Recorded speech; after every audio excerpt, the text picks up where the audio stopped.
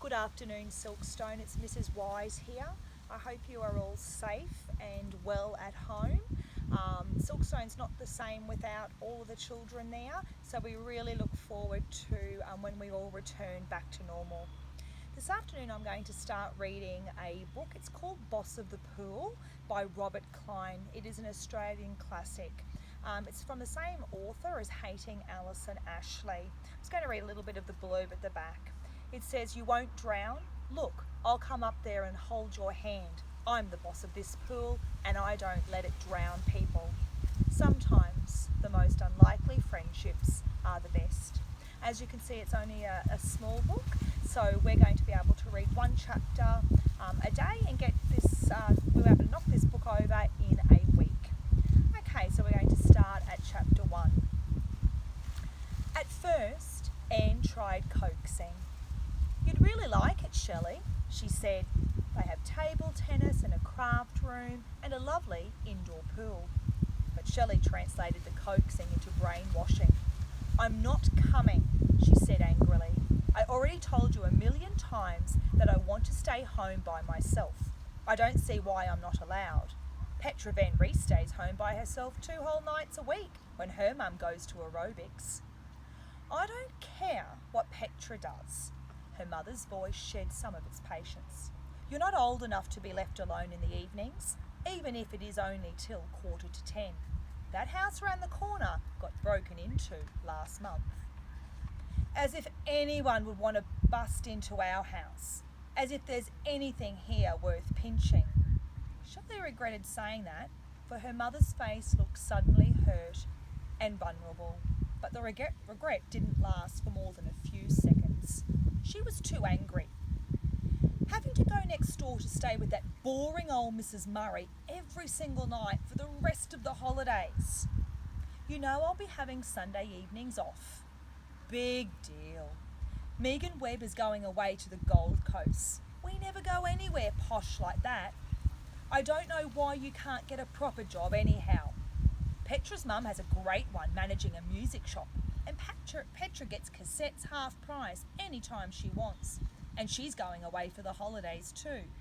Anyway, even if she wasn't, I bet she wouldn't have to go next door and stay with a boring old lady when she could be home in her own place watching TV. I've already said that you can come with me to the nursing home and use the pool there. You don't have to go to Mrs Murray's every night. And Shelley, you should realise that I was lucky to get this job. Any job. Not really qualified for anything in particular. Anyhow, I can't stay here arguing. I've got to leave in 5 minutes. If you're sure you won't change your mind and come with me, then run along over to Mrs Murray's. And for goodness sake, stop that silly sulking." Shelley stormed next door with a face as fierce as a hawk and rang Mrs Murray's doorbell, determined to find no pleasure in the 3 hours enforced stay. Mrs Murray was a cheerful, kind, auntie sort of person. As soon as Shelley was sitting down, she got out the album of her son's recent wedding. Shelley glanced through it, making hardly any effort to disguise her boredom. When Mrs Murray made a tea and produced a plate of delectable sponge fingers, Shelley took only one and said that she wasn't hungry. She kept her nose in a library book, even though it was dull, and resisted Mrs Murray's attempts at conversation. "Some kind of nursing home, is it, where your mum's working now?" Mrs Murray asked, comfortably knitting away at a baby's jacket for her daughter's expected baby. "I think your mum's wonderful to take on a job like that." "Oh, it's a sort of hostel. I don't know much about it. You'll have to ask her when she gets home," Shelley said curtly, pretending that she'd reached an exciting part of the book and didn't want to be interrupted. She felt ashamed that Anne was working in such a place. None of the other kids at school had mothers working in a job like that. "A hostel for mentally and physically handicapped people," Mrs Murray said. Shelley didn't answer and flipped over an unread page. She should be able to see that I'm too annoyed to chat, too annoyed to do anything except huddle in the middle of my rage, she thought. "She'll be tired when she gets home." I should imagine handicapped people are very exhausting to work with. She's lucky she's got you, Shelley, to help her with the housework and that." Mrs Murray switched on the TV for the 8:30 film. Shelley watched impatiently for 10 minutes and decided that the film was the sloppiest she'd ever seen. "Can I use your phone, please?" she asked, heading towards the hallway and the phone table before Mrs Murray had even nodded.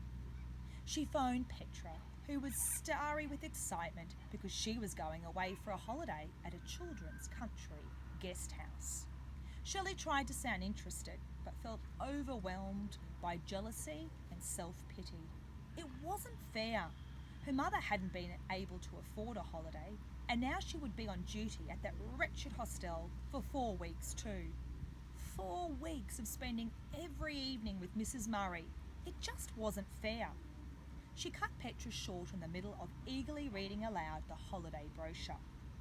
"Oh, I've got to go now," Shelley lied. "I'd promised I'd give Denise a ring tonight." But it was just as bad talking to Denise, whose cousins were staying for the holidays. She chatted on about outings to the beach, a tour to some lighthouse, and a dozen other glittering things. "What are you doing over the holidays, Shelley?" she asked finally, running out of breath. Shelley scowled into the phone and launched into a long tirade. "Oh, Mum has this stupid job," she said resentfully. "She's something called an occupational therapy aide at some nursing home place. So every night I've got to stay with Mrs Murray next door. Mum won't even let me stay in our house by myself." It was a hint for Denise to invite her over to stay tomorrow.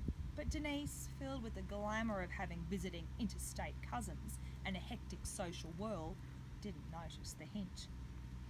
"Oh, poor you," she said with easy sympathy. "It must be boring.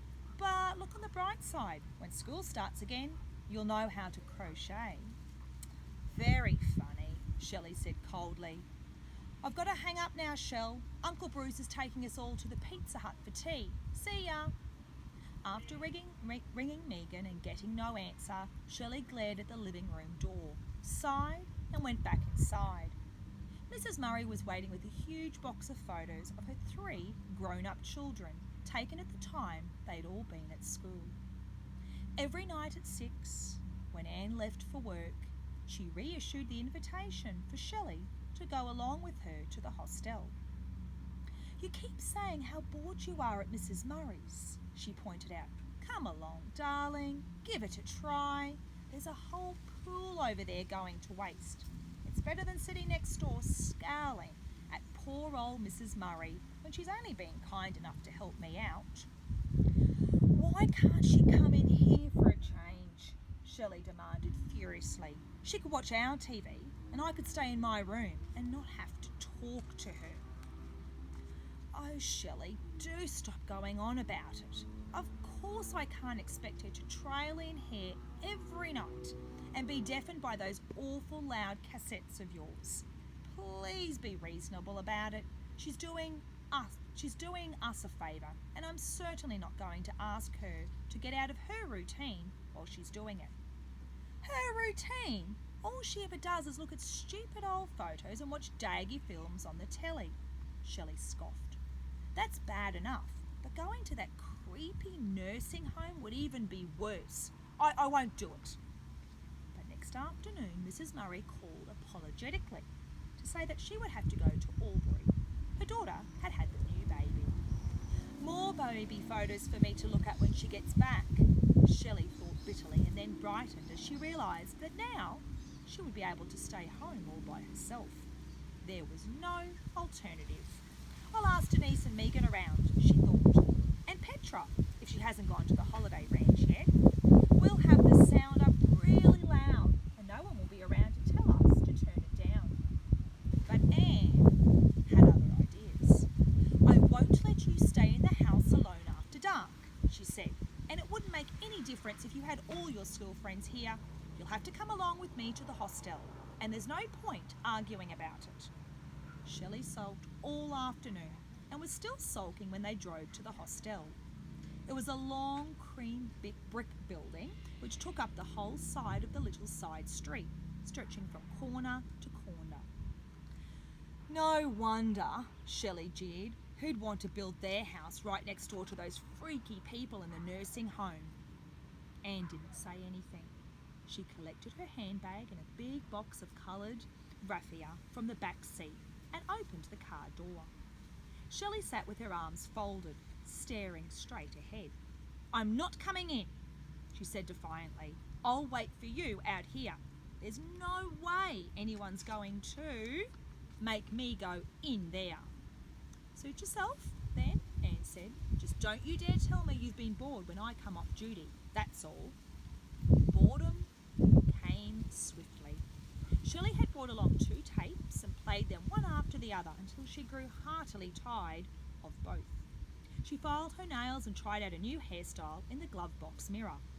Suddenly she became aware that someone was looking at her. Not looking, staring.